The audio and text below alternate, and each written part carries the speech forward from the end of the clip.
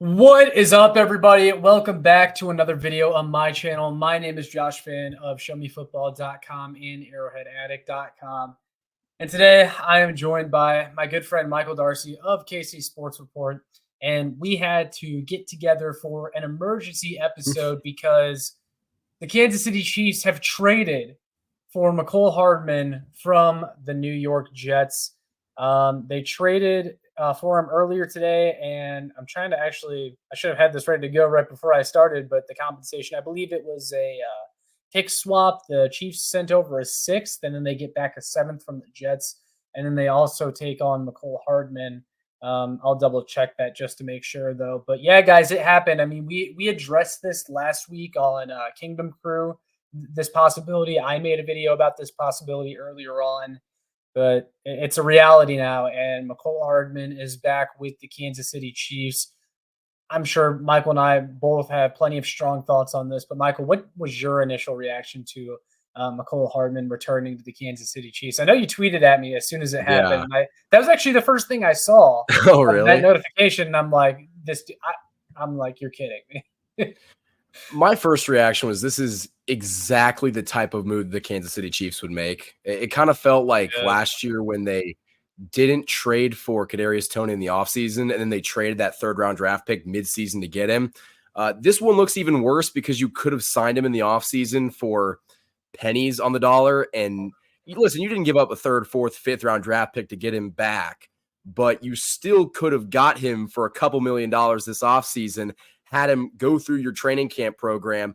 He would have been your number 2 or 3 wide receiver, and you wouldn't have had to give up any assets at all. So that doesn't look good from a management perspective when Brett Veach could have had him in the building to begin with. But it's tough because I don't care that we traded the assets. I just don't know how much Mecole Hardman adds to this current wide receiver room. Listen, the guys can't get separation. We're seeing it across the board. Mecole Hardman in his 4 years here was nothing short of mediocre. And the Chiefs have a lot of mediocre guys right now. So what's the point of trading for more mediocrity when that's not going to solve your problem? Your problem is that you don't have that X factor on offense that isn't named Travis Kelce. Mecole Hardman is nice. He's been in this offensive system for a long time now. I don't know when he'll play. He didn't play at all with the Jets, but when he comes back to this team and officially starts practicing, I wouldn't be surprised if he played the same week because he already knows the offensive system. But I just don't know how much he adds to your wide receiver room and how much better he makes it.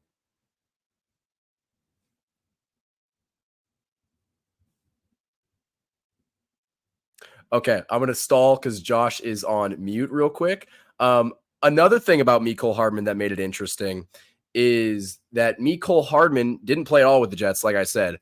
And I think that really is troubling because Mecole Hardman, that wide receiver room in New York is not that good. So why is it that Mecole Hardman couldn't find playing time when Aaron Rodgers was out, Zach Wilson was looking for targets, and he couldn't even find his way on the field? Yeah, sorry, you can hear me now, right? Yeah, I got you now. Yeah, my microphone actually came unplugged for a second on accident while I was searching up Mecole Hardman's stats. But I want to go back to what you said about acquiring Hardman through trade when you could have had him in the offseason. This is something that Brett Veach has done a few times now. You mentioned the Kadarius Toney example. My first thought was Melvin Ingram a couple years ago when they had him in the building and they could have signed him, and then they gave up a 6th-round pick later on. And like their late-round picks, Kadarius Toney was a 3rd-round pick, but like Melvin Ingram's a better example or a better scenario to compare it to. He was acquired for a late-round pick, but it's like you could have had the guy in the offseason. Mecole Hardman did not sign for very much from the New York Jets, so it's just kind of a rough look when you're trading an asset for this player later on. And it's a guy that also you had on the roster before. It doesn't look good. A lot of people will argue against that, or they'll push back and say it doesn't matter at this point in the season, which, I mean, I can kind of get a little bit, but it's like, you really could have just signed the guy for the deal that he got from the Jets, and you wouldn't really have had a problem getting any other players that you acquired throughout the offseason had you brought back Mecole Hardman. But it just kind of frustrates me because I hate to see this team go back to its old players. Like it can't let go. Like we're not going to talk about Frank Clark in this episode, but Carrington Harrison of 610 Sports Network actually reported that Frank Clark is in Kansas City for a physical with the team, and that it's Mm. very likely that he's going to sign. And so, assuming that happens, you're bringing back these guys that it kind of felt like we were growing past them, and then you just kind of revert back, and I don't love it. Yeah, it's interesting because a couple of years ago we talked about players that were on the team that wouldn't be on any other NFL team. Dan Sorensen, Ben Neiman, those were guys Yeah. that, like, yeah, they played for the Chiefs, but if you asked the 31 other teams, they're not playing. So I think it's interesting that, guys in the past that have worked out to a certain extent, like Mecole Hardman was a fine player. He wasn't a great player, but he was a fine player to have. I think this offseason, the Chiefs thought their wide receiver room was going to be better than it was. And right now, Mecole Hardman is going to come in and try to address and fix some of the needs, but it's not a very good look when you could have had him in the offseason. And I think the biggest complaint among Chiefs fans, and specifically myself, is you just don't get any better. You just add a guy that knows the system, but is it worse that he knows the system, but he's just as mediocre as everybody else?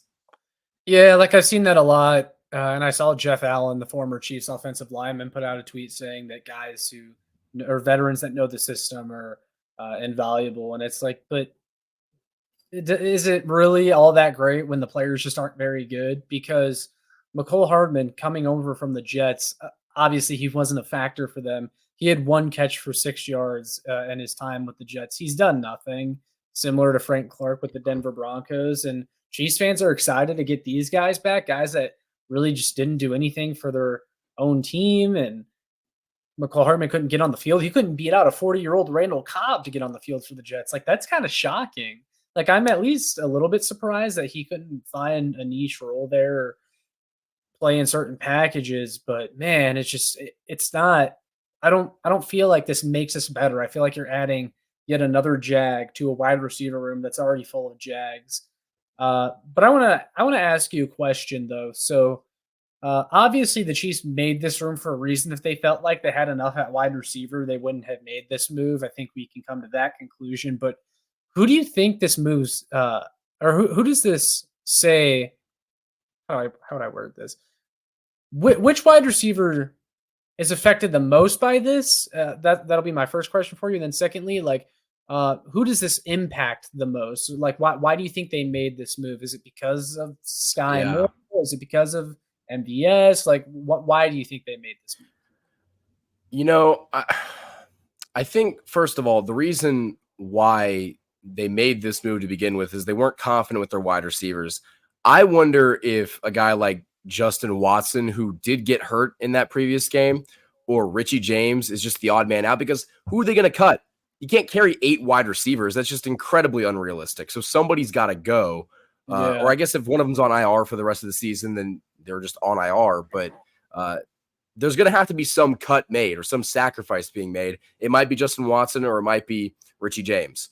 But I think, to answer your second question, the reason why the Chiefs made this move, which not really sure if this move is going to help solve the initial problem. I think the Kansas City Chiefs expected Kadarius Toney to be a bona fide number 1 wide mm, receiver and be a consistent yard getter, and he has not been that this season. And so I think the offense expected him to take a big role. He has not taken a big role, and maybe that's why the Chiefs didn't trade for a number 1 wide receiver or sign somebody in free agency, because they expected Kadarius Toney to be better than what he's been. Because listen, I don't think he's been awful, but it just seems like he has not been the same player that he was even last year. So I do think that Kadarius Toney might be the real loser in this trade. Not that his position is going to get taken by Mecole Hardman, but it almost shows him that the front office is not very confident in your ability to get it done on a weekly basis, and they had to go out of the system to go get somebody to do your job. kind of. They brought someone back that's obviously Yeah. been in the system, but yeah. Uh, uh, I mean, I guess I kind of agree. Just hearing you talk about it, Kadarius Toney is a big reason because they did expect him to take on a wide receiver one role. We heard that from like James Palmer of NFL Network. He said that the Chiefs look at Kadarius Toney as a wide receiver one. He's been far from that this year. And Mhm. we talked about it on the last Kingdom Crew episode as well, but I almost kind of feel like the play calling has set Kadarius Toney up for failure, and like they're wanting to do the gadget stuff with him, and it's just getting shut down pretty easily. And I wish they would just let him do more wide receiver things.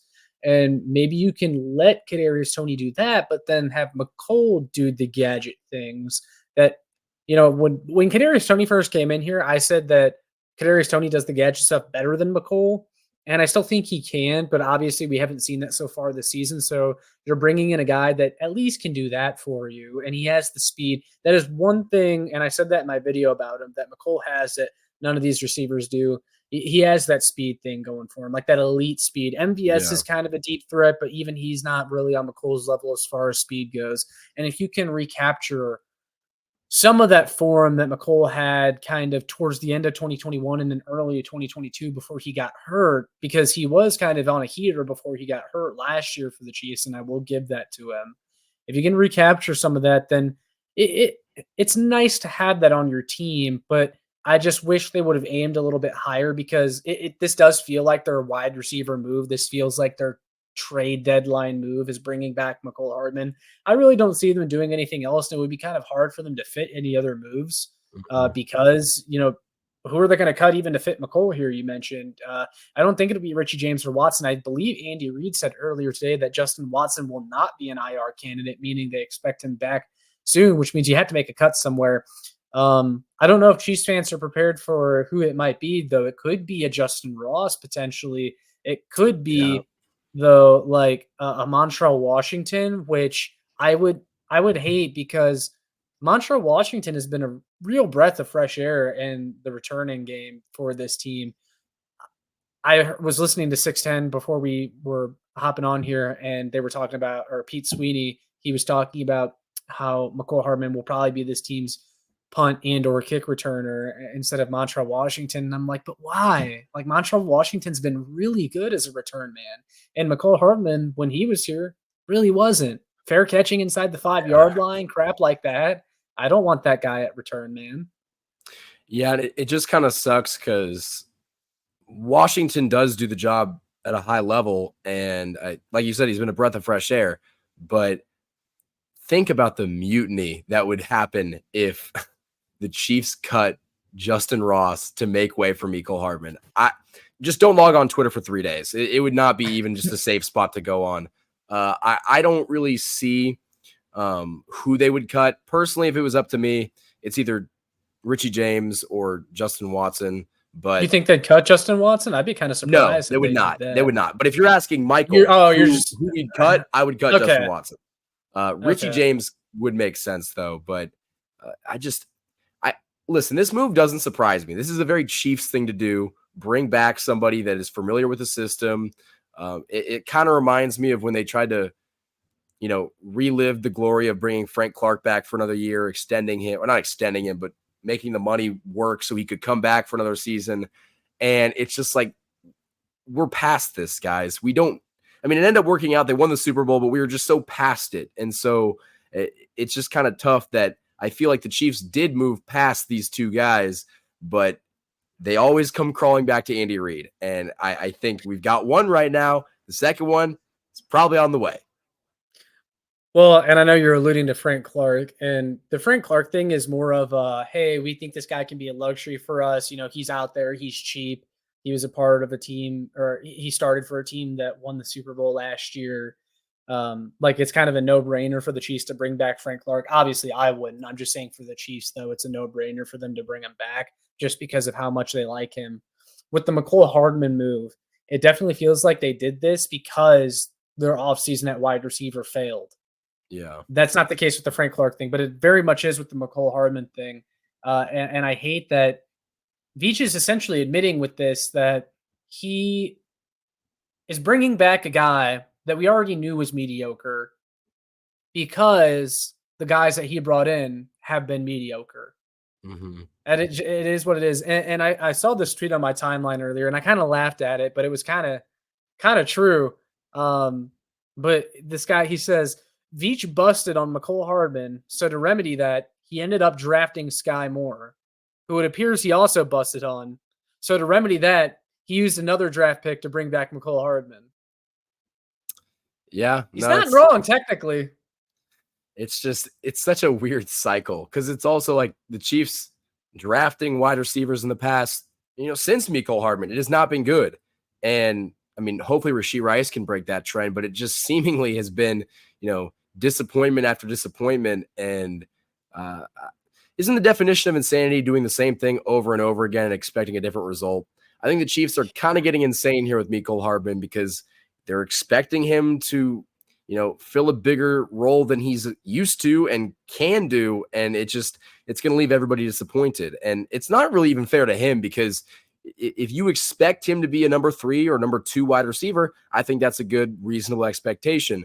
But with the Chiefs doing this, they are expecting him to come in and make an impact on this team, or else they would not have done this.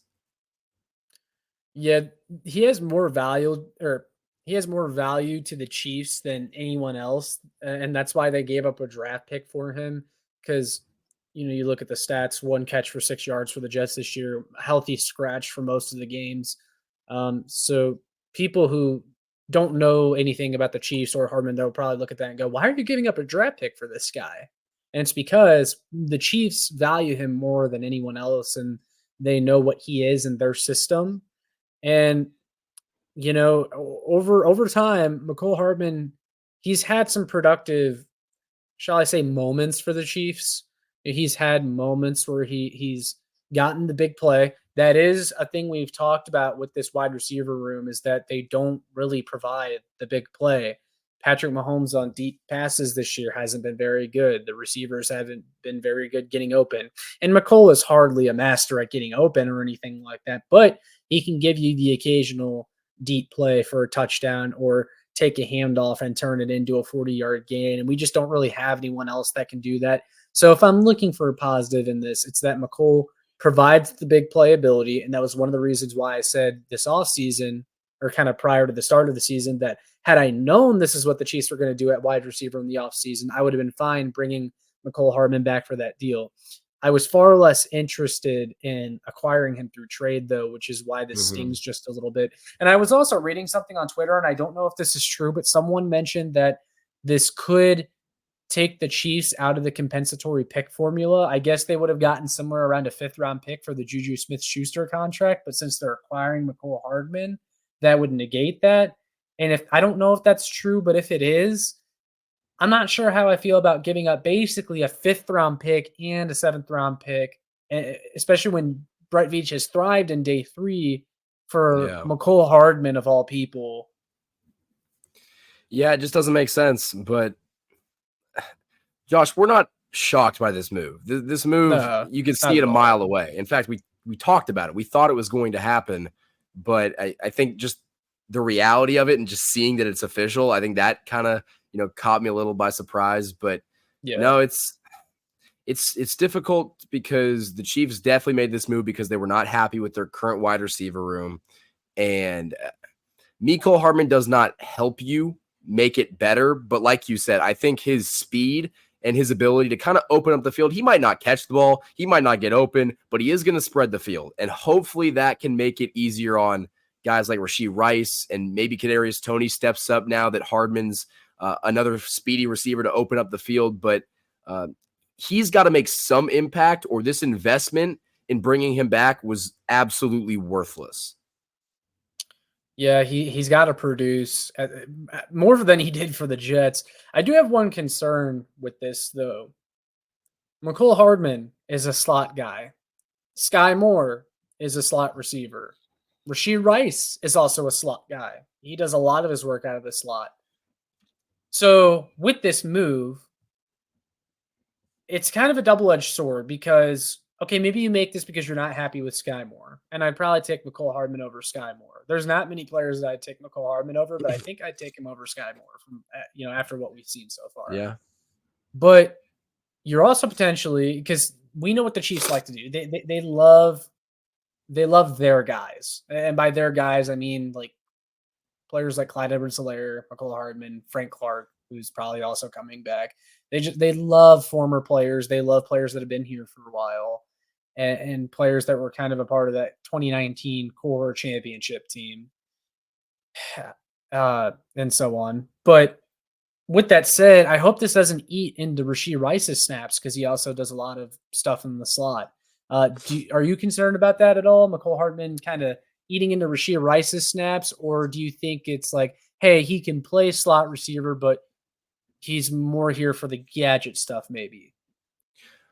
You know, I can't really see him taking snaps away from Rashee Rice. I could definitely see him taking a lot of snaps away from Sky Moore. I think Sky Moore, we're talking about who like lost with this trade. Hmm. Sky Moore definitely didn't win. I think he has been a big disappointment. And like you said, there's not many guys that I would take, over Sky. Wait, no. There's not many guys that I'd take Mecole Hardman over, but Sky Moore is one of them. Right. And I think that only shows that, the Chiefs have kind of been frustrated with Sky Moore's lack of performances. So I don't think this really affects Rashee Rice. It might a little bit, but it definitely affects Sky Moore. I would honestly like to see Mecole line up outside because I think that one of the things that the Chiefs have lacked, at least this year, is the deep ball. And I'm not expecting them to start, throwing it deep a lot, but I think that even having Mecole Hardman run go routes and streak down the field is going to make opposing defenses say, we got to, take into account for this guy or he's going to hurt us. Just having that ability is going to make this offense just even that much better. And right now, the biggest problem is they can't create separation. And if Mecole Hardman, by him running the length of the field and opening up the field, that's going to make it easier on guys to get separation. And so hopefully that's what we do with Mecole Hardman. But Andy Reid always finds a way to put guys in a position to either succeed or not succeed in a way that I would never expect. Yeah. I don't know, man. Mecole Hardman, he's been one of the most frustrating Chiefs in recent memory. Sure, he can give you the big play. He does some things well, but he also struggles to catch the ball consistently. He has never really been on the same page with Mahomes. Their chemistry has always kind of been off. He never runs the right route, it seems like, when Mahomes needs him to, or he's just kind of not, you know, some there's a lot of players that understand Patrick Mahomes. I guess, how do I say this? You either There's some guys that just get it, and then there's some guys that just don't when it comes to playing with Yeah. Patrick Mahomes and how he can extend those plays and how you're never supposed to give up on the route and that kind of thing. Mecole Hardman has been one of those guys that just doesn't get it, man. He doesn't get how to play with Patrick Mahomes, but he provides value in the red zone.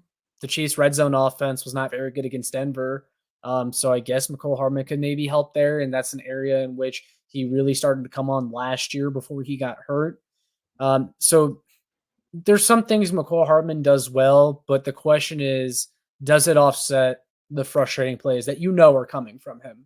Because Oh yeah, you could almost that's who sign he's up been. for them. Yeah, they're coming. Yeah. But we'll see. We'll see if it's worth it for the Chiefs. We'll see if this investment was worth it. No, that was a really good point because, Mecole Hardman, his highs aren't incredibly high, but his highs aren't drastic lows. But when he is low, it is low. Like he's fumbling punts, he's Yeah. not catching the football, he's not getting separation, he's running the wrong routes. His lows are not good, but his highs would add something to this offense. My only concern is that when we do get in the red zone, if Mecole Hardman comes in the game, you automatically know, this guy is going to streak right in front of Patrick Mahomes, catch that jet sweep toss, and just, go to the left or the right. And so it doesn't really help solve the Chiefs' predictability in the red zone, but, hopefully they can use him more on all four downs and just find a way to utilize him some way because, like I said, you invested something in Mecole Hardman now. You could have got him in the offseason. You didn't do that. You traded compensation to bring Mecole Hardman back to this football team. You've got to be confident that the guy that you just traded for can add significant value over anybody else in this wide receiver room. And if he can't, it was not a good trade. And we'll see if it was a good trade. Yeah, because right now it reeks of desperation from Brett Veach and the Kansas City Chiefs. And that's just the honest truth. No, I think we basically covered it all. Mecole Hardman's a guy that you kind of know what he is, but his upside brings something to this wide receiver room because the wide receiver room hasn't been very good. So hopefully this trade, this sending compensation to New York to get a guy that has already been on your team that you let walk out in free agency, hopefully it works out. Because I could not see this going very well for either parties if it doesn't work out, because Mecole Hardman will be a free agent next year, I believe. He will not be back on this team either via trade or in free agency if he does not perform. And I think that Brett Veach is going to have some serious questions to answer if yet another wide receiver that he brought back or brought in didn't perform. Well, another thought came back to my mind, and this is what I'll end it on.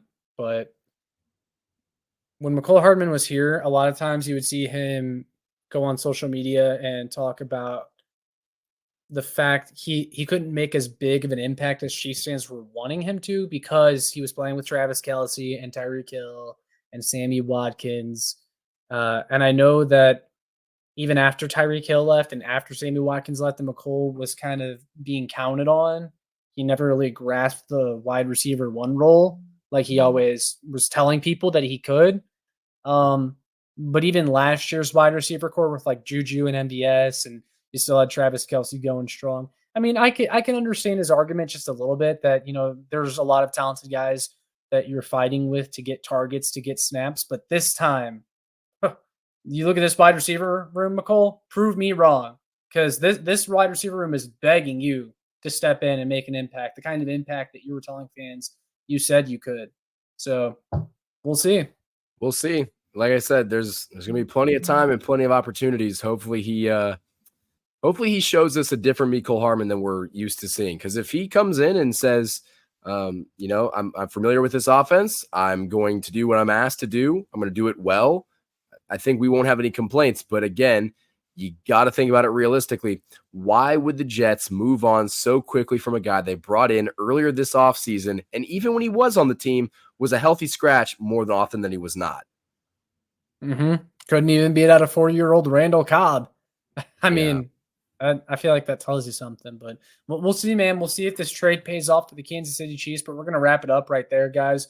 We'll ask for your thoughts down in the comments. What are your guys' thoughts on the Kansas City Chiefs bringing back Mecole Hardman? Do you like it? Do you not like it? Let us know.